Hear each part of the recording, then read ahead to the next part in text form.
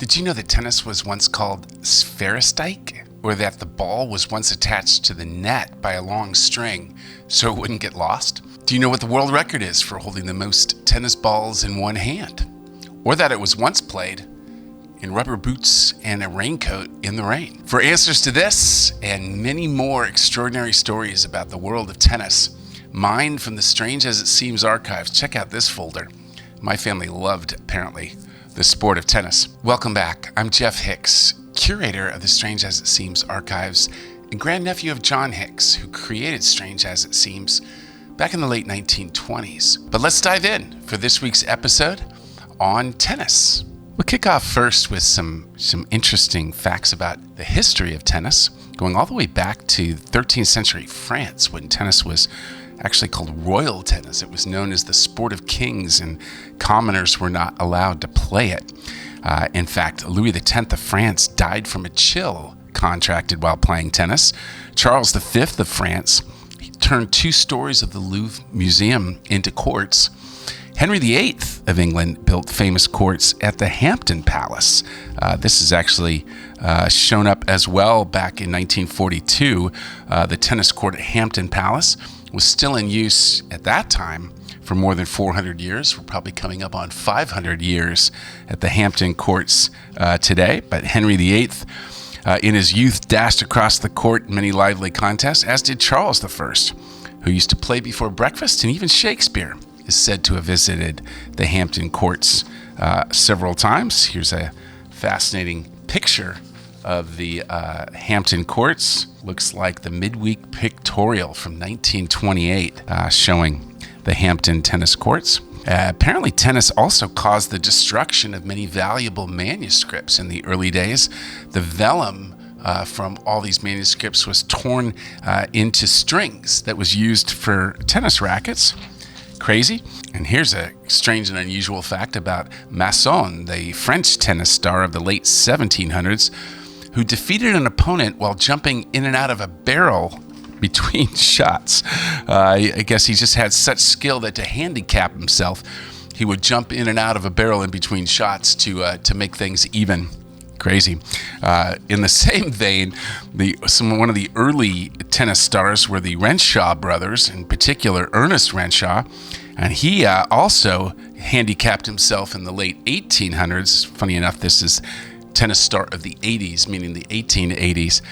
But he used to don complete female attire, including a corset, to play the full doubles court alone against 2 women.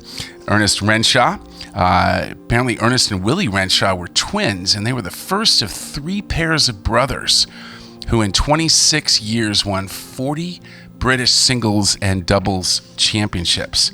There's the whole British champions here from the late 1800s all the way up to the turn of the century, and pretty much you see just 3 names: Renshaw, Baddeley, and Doherty. A couple of brothers that dominated tennis.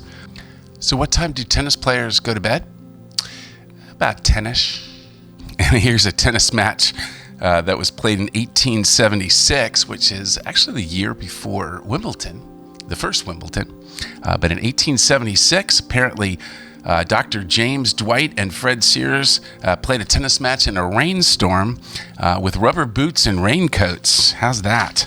And a fascinating fact about early tennis from the 1942 comic strip of John Hix, but really it was about 1873 in England and then introduced in US in 1874 that the modern game of lawn tennis, as we know it today, was actually being invented. And kind of an amazing story about Walter Wingfield, who was really the kind of inventor of modern tennis, introduced it at a garden party in Wales in December of 1873, and he called the sport in the beginning Sphairistike, which fortunately didn't take, but that within a few months it was introduced then into Bermuda, and in the spring of 1874, Miss Mary Outerbridge brought a net, rackets, and balls from Bermuda to New York, and that was the first court in the United States that was laid out on the grounds of the Staten Island Cricket and Baseball Club. But that's really the, and Sphairistike too, I guess, was, according to Wingfield, it was kind of, he never made a dime off it, interestingly enough. It was stolen from him left and right, as it said. But in the beginning, he also shaped the court kind of like an hourglass. So from the net to the baseline, it stretched out even further. And then, even in as late as and into the 1890s, there was even a garden style of tennis developed where the ball was attached to the net by a long string so the ball wouldn't get lost. Strange as it seems. You know why you should never marry a tennis player? Well, because to them, love means nothing. And moving into the 1930s, the John Hix era of Strange as It Seems, John Hix would often compile stories around a theme for the Sunday comics in which he called the John Hix Scrapbook. And this John Hix Scrapbook from 1937 compiled a lot of the stories that he'd been gathering about tennis, including the very famous Bill Tilden. I'll have more on him here in a moment. He was the very famous tennis player from the 1920s and 1930s, the old master, as they used to call him. He'd won 63 tournament games in succession back in 1926. There was also Vincent Richards, who teamed with Tilden, and he won the national doubles crown at 15 years old. Crazy, back in 1918. Some women featured in this Tops in Tennis as well. Mola Mallory, she was ranked among the first 10 women players of the U.S. for 13 years and won the singles championship 8 times. Helen Wills Moody, quite a few stories coming up on her. We'll feature her in a moment. But in 7 years of tennis tournaments, she never lost a single set. She met the world's best women players, but was not once even carried to deuce games. What a domination by Helen Wills Moody. We have William Larned, who ranked among the first 10 U.S. players for 19 out of 20 years, from 1892 to 1911. And then the Davis Cup player who didn't even have a backhand, De Stefani, the Italian star who changed his racket from one hand to the other, never had a backhand. I think there's another player who did that as well. We'll find that here in a moment. But the Tops in Tennis from 1937 from the John Hix Scrapbook. How many tennis players does it take to screw in a light bulb? Well, actually none, because they always say, what do you mean? That wasn't out, that was in. And here's another early and possibly forgotten tennis champ. The greatest of all amateur court tennis players was Jay Gould. Apparently, he held the U.S. National Singles Championship from 1906 all the way to 1925. Jay Gould. Here's the other ambidextrous tennis player, the left-handed Australian tennis star, John Bromwich. He serves right-handed, he plays forehand shots left-handed, and he backhands with both hands. Crazy. John Bromwich, Australian tennis star. And a few more, strange as it seems, here on the great Bill Tilden, one of the great early tennis players. In fact, this goes all the way back to week 9, back in, I think this was 1928, maybe the late 1828, 1929. I'm still trying to find out exactly when the first strange as it seems comic strips ran, because they weren't dated back then. But this was the 9th week number 9 was about Vinnie Richards, the natural, who played with Tilden at 15 years old. But that goes all the way back to maybe 1928, 1929. Here's another one on Big Bill Tilden, who played 114 games of tennis in a single day. This is a crazy story, but Bill Tilden and Frank Hunter, they won the English doubles championship. This is after the French were leading 2-0 with the score 5-1 and 40-15 in the third game of that set. Came all the way back in Wimbledon in 1927 to win the Wimbledon title, being down. Crazy. Bill Tilden. Another one in the final set of the 1927 French Tennis Championship. Bill Tilden won a game from René Lacoste. You guys might remember the Lacoste. I think it's still around. Tennis wear. I had a couple Lacoste tennis shirts. He served 4 straight aces against Lacoste without moving either foot. Crazy fact about Bill Tilden there. And then also I saw this, there's twice that we listed how fast Bill Tilden could hit the ball. But in 1948, there's the fact, this was when Ernest Hix was running the comic strip right before Elsie, or I guess this was like shortly after the plane crash. He died and Elsie took over, but it said that Bill Tilden served a tennis ball 151 miles per hour. But then in 1953, we had it down to 118 miles an hour. I think the equipment was what was really being tested, and more scientific equipment came. The fastest tennis ball ever hit, I had to look this one up, but it was recorded at 163.7 miles per hour by Sam Groth during a Challenger event in Busan, South Korea. This is in 2012, according to the Guinness Book of World Records. But I will say a caveat, the ATP does not officially recognize the record due to the Challenger event setting, but the speed was approved using approved equipment. Fastest ball the ball has ever been hit, strange as it seems. And one more interesting fact from 1933, going back to the beginning of tennis, but the first time the two-handed backhand was used. It was the stroke that defeated Ellsworth Vines, another famous tennis player, but it was used by Vivian McGrath, who was a 16-year-old Australian player. And of course, Bjorn Borg is the one I remember in my youth, who in the 1970s really perfected that two-hand backhand. But this was the first time it was introduced to the sport of tennis back in 1933. Why do tennis matches take hours to complete? Well, because the lines are long. And speaking of Ellsworth Vines, here is a fact from 1938. Out of 70 tennis matches played between Fred Perry, who's another tennis player, I remember having Fred Perry tennis shirts as well, but between Fred Perry and Ellsworth Vines, each won 35. So they played 70 tennis matches in 1937 and split it right down the middle, 35 each. Continuing with Fred Perry, who was a world's champion of lawn tennis. Interestingly enough, he was also the world's champion in table tennis, a multi-tennis sport for Fred Perry.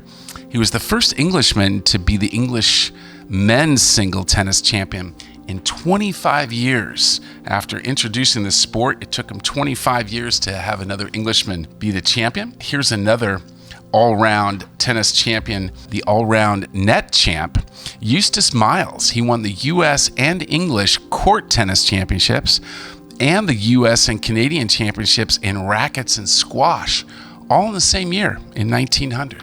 Eustace Miles.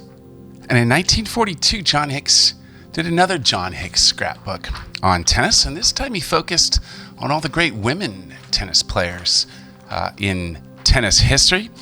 Some really fascinating stories here that we'll delve into even more, but some of the great women of tennis history. We have Hazel Whiteman, who won 32 national tennis titles in 13 years. She was the national champion for a period of over 24 years. Crazy. 1909 to 1933. And then the great Helen Wills Moody, who rallied with Howard Kinsey, rallied a tennis ball without a miss for 1 hour and 18 minutes. The ball crossed the net 2,001 times back in 1936. We have Mary Kay Brown, who was the runner-up in U.S. Women's Amateur Golf and Tennis Championship in the same year, 1924. And Mrs. John Van Ryn, she won the National Indoor Tennis Championship in the first indoor tournament in which was ever played, and she did it without losing a single set back in 1936. And then we've got several stories on this coming up, but Alice Marble, the U.S. Women's Singles Champ, she played 108 games in one afternoon. More on the die-hard, long-running tennis matches and feats of endurance in tennis coming up. But from the 1942 John Hix scrapbook, Queens of the Court. And here's that Alice Marble fact again from, this was actually published in 1937 about playing 108 games in one afternoon. But there was actually a 40-game doubles set played in a St. Louis tennis tournament. This was between Betzold and Fraley, defeating Keeney and Plummer 21-19. And Henry Gould from Albany, New York, also played 40 games of tennis to win one set. This was obviously before the tiebreaker was brought to tennis. I believe that was around 1970. But here's another one. 54 games of tennis were played in a single set by Richard Philpott and F. Bender. 1932 tournament in which Bender won 28 to 26. But some pretty amazing. Here's a Chinese tennis player, Lum Pao Hua, played 764 games in 1 week in Australia in 1925. That's crazy. Gregory Mangan as well from Georgetown University. He played 163 games of tennis in 2 days. He won 2 titles and was runner-up for another. Some pretty amazing. Also a letter corresponding to that fact from Georgetown University in 1931. Statistics from Gabriel Murphy, the graduate manager of tennis at Georgetown University, and a photograph of Gregory Mangan in his Georgetown uniform and rackets in hand. Fascinating stories, again, from all the early years of tennis in the 1930s. I played tennis myself as a kid and even played for the high school team, but the most depressing thing to me about tennis was no matter how hard you played and how long you practiced, you'll never be as good as a wall. And a few more stories on Hazel Whiteman.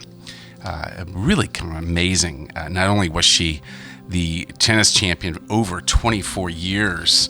Here's a great article in The Sportsman from July of 1927, the fairy godmother of the tennis courts on Hazel Hotchkiss Whiteman. She won 8 U.S. tennis championships while a mother of 5 children, which is really incredible. And even my grandma Elsie wrote a story about Hazel Whiteman in the 1950s. She won her first doubles championship in 1902 after only a few months of play. And in August of 1954, at the age of 67, she won the women's senior doubles championship for her 44th American title. And I have here a handwritten letter from Mrs. H.V. Whiteman to my grandma Elsie. Dear Miss Hix, I can't seem to find a photograph, but will confirm the fact that I was 67 when I won the senior doubles with Nell Hoprian at Chestnut Hill in August. I won my first tournament doubles at Golden Gate Park, San Francisco in 1902 after a few months of play. Handwritten letter from the great Hazel Hotchkiss Whiteman, tennis star and durable tennis star through the entire first half of the 20th century. Crazy. And more on Helen Wills Moody. In 7 years of tennis tournament, she never lost a single set.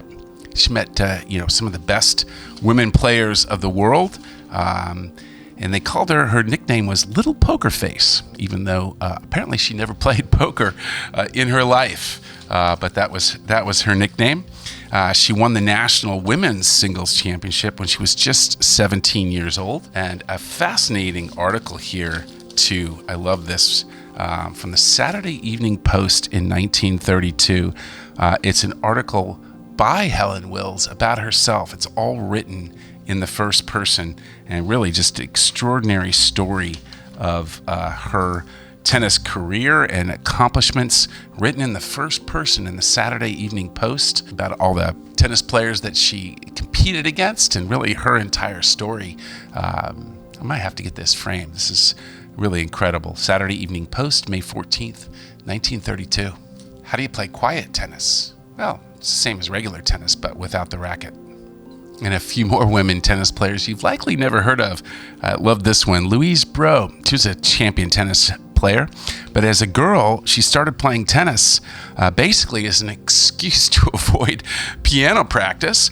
And she actually wrote on her own stationery to my grandma Elsie to prove that. She said, yes, concerning the fact that as a young girl I played tennis as an excuse to avoid practicing the piano, although I don't know if I deserve full credit for being clever enough to figure out such a good excuse for staying away from the piano, but it did work out that my family could not force me back to indoor sports, she puts music in parentheses, after I'd once begun playing tennis. And she enclosed a photograph of herself as well, Louise Breaux, tennis champion who played tennis to avoid practicing the piano. And another extraordinary woman tennis player, Mrs. John Van Ryn. She won the National Indoor Tennis Championship in the first indoor tournament in which she ever played without losing a single set. Incredible. In 1936, Mrs. John Van Ryn. And the last one, Charlotte Dodd, as she was known, Lottie Dodd, 5 times the British women's tennis champion. She was beaten only 4 times in her entire career, and she retired at the ripe old age of 21 in 1893. Lottie Dodd. And I couldn't leave without highlighting Eleonora Sears. Talk about a versatile athlete. She holds 240 cups in sports. These include, among others, squash, horse show jumping, and 4 firsts in women's national tennis doubles. Amazing athlete from the 1940s. Unknown, Eleanor Sears.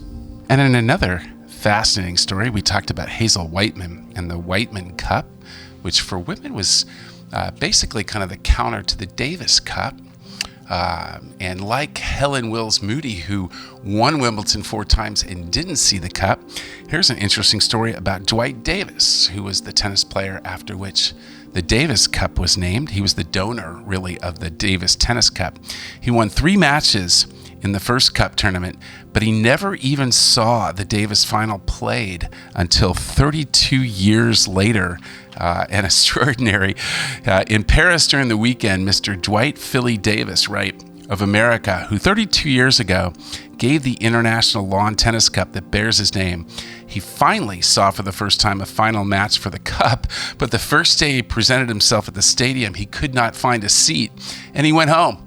The French tennis authorities heard of the misadventure, and next day put matters right. Dwight Davis of Davis Cup fame, as strange as it seems. And the last few random kind of humorous facts about tennis, but we have here George Agutter. He was a Florida tennis pro who could hold 13 tennis balls in one hand. There's a picture of George doing that, and I had to look it up, but the current world record for the most tennis balls held in one hand is 27. This was achieved by Mithlesh Chaudhary in Jaipur, India, back on December 19th of 2018. The world record for the most tennis balls in one hand. How many sports magazines do you have to buy before you get free athletic footwear? 10 issues. And how about this? R.A. Hill, he won a tennis match using a mandolin for a racket. He was playing a guy who was using standard equipment and beat him. Hill then defeated Alfred Greenall. The latter was armed with a frying pan. So apparently you can play tennis with a mandolin as well as a frying pan. And this story, which came accompanied with a cutout of the Atlanta Journal from 1933 about Atlanta's 300-pound net star. Apparently Molly Williamson, who weighed 300 pounds, was a tennis star in Atlanta. And I love this too because there's Babe Ruth in 1933. I guess this is a couple years before his retirement. So right at the tail end of Babe Ruth's career when he was playing for the Braves in Atlanta. I should frame that as well. Atlanta Journal from 1933 on Molly Williamson and Babe Ruth. And I had a soft spot for this story as well. We've been talking about all the great tennis players, but here's a story about a great tennis coach. In fact, my father, Ernest Hix Jr., who ran, strange as it seems, really in the late 1960s up until 1970, and who handed me the archives to take from that point forward. He was a great coach, volleyball coach at USC, with a couple of national championships in 77 and 80. But this story about Mercer Beasley, great tennis coach from Princeton. He had the winners of 18 national tennis titles were all pupils of the great coach Mercer Beasley. And here's a letter from Asa Bushnell, the graduate manager at Princeton University, and had no less than 28 national titles among them during the past 8 years. Crazy. Great. And here's a picture of the great tennis coach Mercer Beasley. My girlfriend said while I was putting this episode together, you know, you've told me 14 tennis jokes already, and it's getting really annoying. And I said, well, right now I'm telling joke 15, love. And the final story, we'll finish where we started. We started off with the history of tennis being the sport of kings. And here we have, from 1938, the king of tennis, Gustav V of Sweden, who was playing tennis at 80 years old. For 6 weeks each year, he plays 10 sets of tennis, and some great articles here, not only from the Los Angeles Examiner, the Philadelphia Record, and looks like the New York Times from 1938. Quite a few photographs of the 80-year-old King Gustav of Sweden and the act of playing tennis. Well, that wraps up this week's episode on the wild and wonderful world of tennis from the Strange As It Seems archives. If you like content like this, please hit the bell to subscribe. Drop a comment, drop me a line. Let me know what subject you'd like me to cover and find in the archives.